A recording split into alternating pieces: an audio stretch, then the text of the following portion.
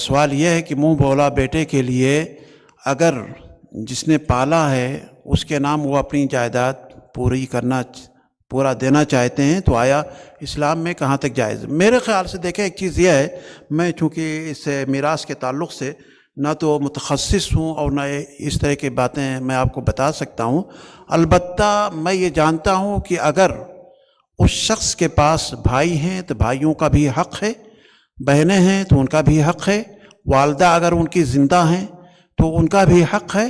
ان تمام لوگوں کے حقوق کو نکال کر کے پھر اس کے بعد جو چیزیں ہوں گی وہ ان کو دیا جا سکتا ہے۔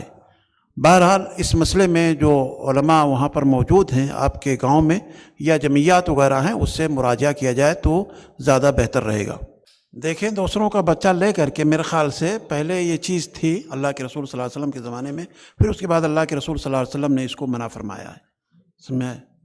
اب معاشرے میں اور ہم لوگ دیکھتے ہیں اپنے علاقوں میں جس کے پاس اولاد نہیں ہوتی اپنے بھائی کے بچے کو لے کر کے بہرحال اس کو تربیت کرتا ہے، اسے پڑھاتا لکھاتا ہے اور ساری چیزیں کرتا ہے۔ اس کی شرعی حیثیت بہرحال میرے خیال سے کچھ ہے نہیں اس طرح سے، واللہ اعلم۔